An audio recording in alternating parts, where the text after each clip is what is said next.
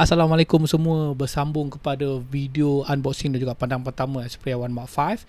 Hari ni aku nak review kamera apps daripada Xperia One Mark 5. So tunggu apa lagi? Let's go. Bush.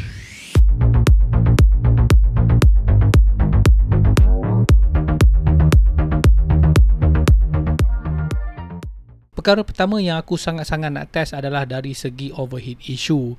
Dalam video aku sebelum ni, aku dah cakap antara isu pertama yang Sony kena selesaikan adalah masalah kamera cepat panas. Alhamdulillah, Xperia One Mark 5 tidak mempunyai masalah overheat lagi. Dalam video yang korang tengah tengok ni, ini adalah screen recording daripada kamera di mana aku record video 4K menggunakan apps Video Pro. Aku letak kamera kat dashboard semasa perjalanan aku dari KL ke Cameron Highland. Aku record dan screen recording dengan serentak. Kalau aku letak Xperia Pro Air, rasanya tak sampai 5 minit dah keluar warning overheat.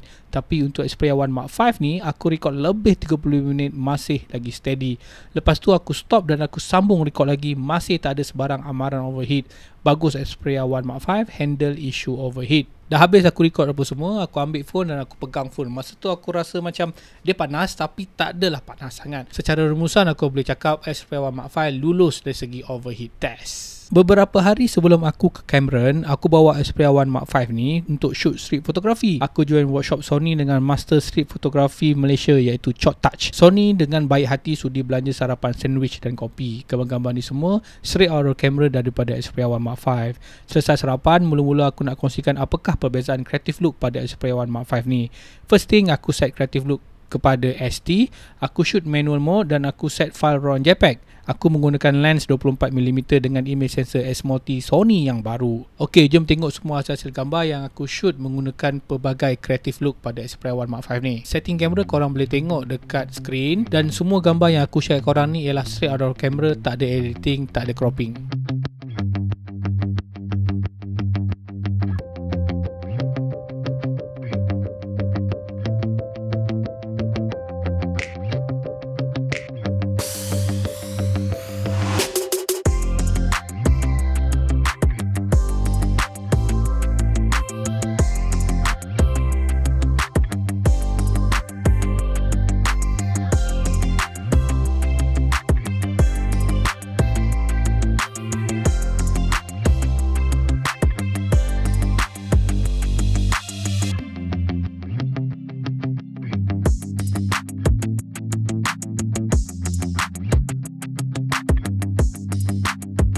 Okey, jom tengok semua gambar-gambar yang aku dah hasilkan dengan Xperia One Mark 5 masa aku shoot street fotografi. Semua gambar ni macam aku cakap straight out of camera, tak ada edit langsung. Let's go.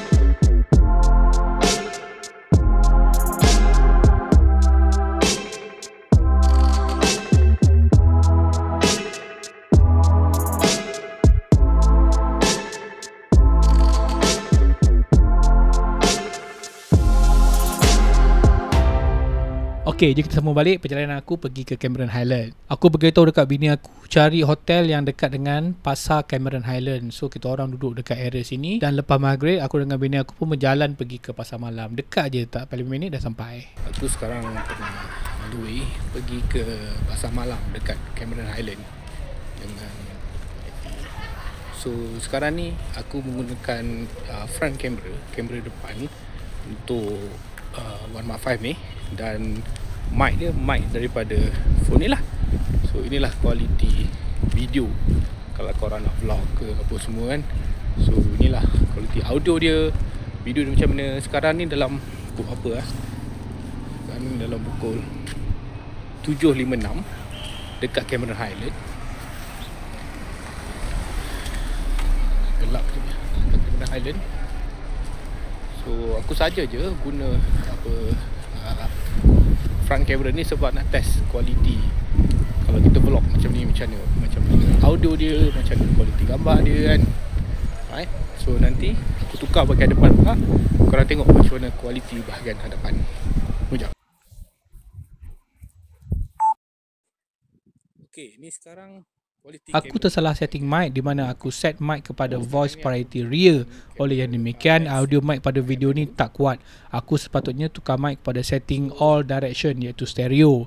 Walau bagaimanapun, korang boleh nampak dari segi low light performance video Xperia 1 Mark V ni agak bagus rekod di waktu malam. Stabilization dari kamera ni pun sangat bagus.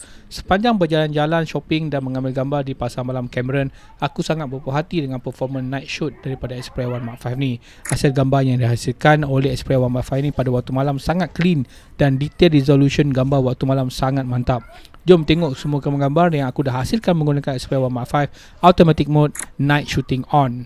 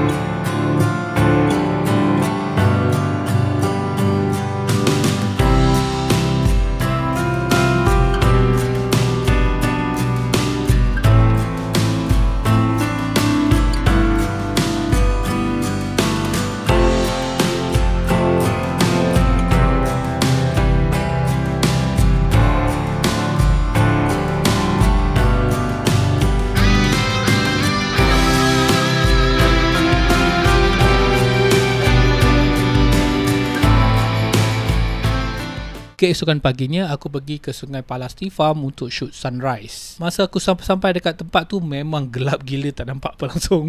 So, aku pun check lah Milky Way, kat mana kedudukan Milky Way. Kalau dapat chance untuk aku shoot, aku nak shoot. Aku try shoot, yang aku dapat cuma echo Milky Way sahaja. Okay, untuk semua gambar-gambar yang aku shoot sunrise dekat Palasti Farm ni, aku tunjuk kat korang melalui software Capture One Pro. Let's go. Gambar echo Milky Way ni aku shoot dengan mode auto, tiada sebarang edit straight out of camera.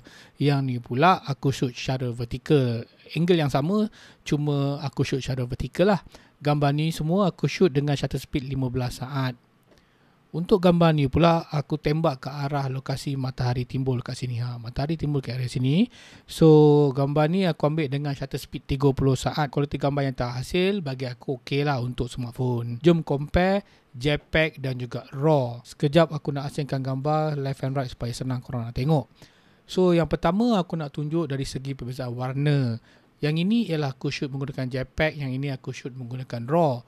Kalau korang tengok kat sini, JPEG dia dah apply warna creative look yang aku tetapkan pada kamera, iaitu FL. Tapi kalau untuk RAW, dia masih mengekalkan RAW punya warna. So apa kelebihan kalau kita shoot RAW?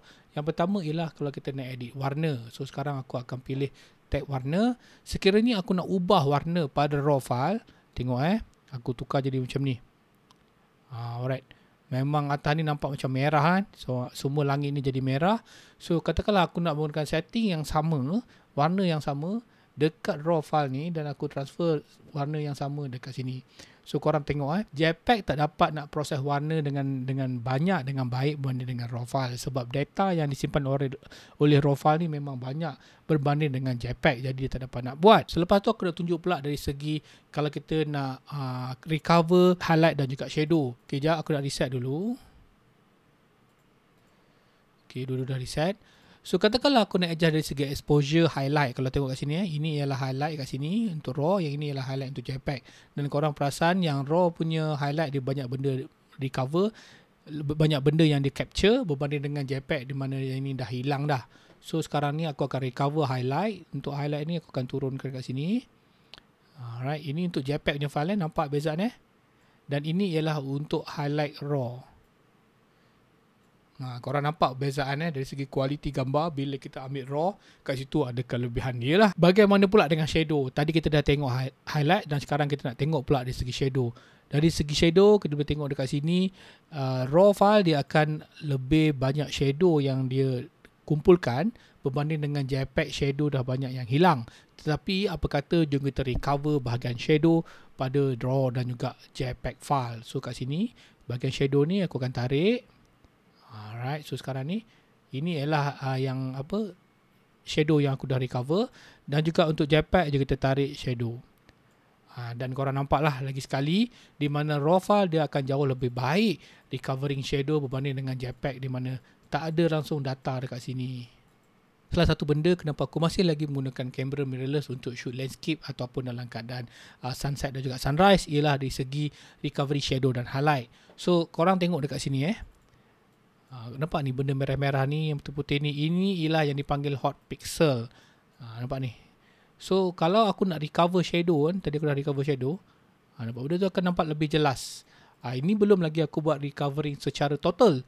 Kalau aku buat recovering secara total, dia punya hot pixel lagi nampak jelas. Sebab tu kalau DNG raw file ni, kalau kita nak recover balik dia punya shadow, dia tak sebagus compare dengan Sony punya .arw. Sebab tu aku suka Sony punya .arw files. Okay, lepas tu jom tengok pula kualiti gambar bila zoom menggunakan tele zoom lens, iaitu 85mm ke 125mm dan dilengkapi dengan optical steady shot. So ini ialah 3 gambar yang aku dah pilih untuk aku kongsikan dengan korang semua. Semua gambar ni aku shoot 125mm. Yang ini ialah gambar JPEG yang diproses oleh kamera. Yang ini ialah raw file yang diproses oleh aku. Dan juga ini ialah gambar yang aku dah proses raw file tadi dan aku apply denoise. So JPEG punya proses dan aku punya proses, korang boleh nampak perbezaan dari segi kualiti kan. Warna lebih enhance, saturation lebih baik. Itu antara kelebihan kenapa aku suka shoot menggunakan raw file berbanding dengan Sony punya ataupun JPEG punya file. Kalau tengok dekat sini, ini ialah raw file yang aku dah proses dan dia akan create banyak noise.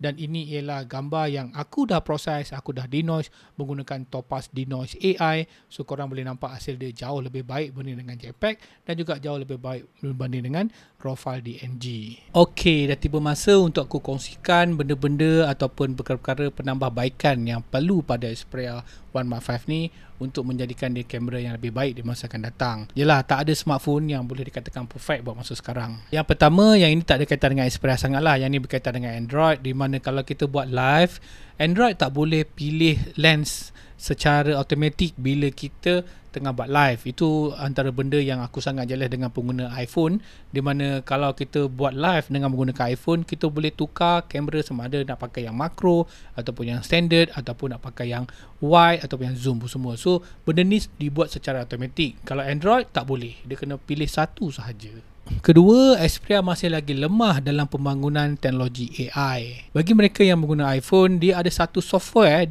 dia macam AI lah juga kan, di mana kalau kita shoot dalam keadaan backlight, automatically subject dia akan terang dan background pun akan dalam keadaan yang tidak terlalu overexposed. So ini satu software ataupun macam AI punya software lah yang katakan bagus.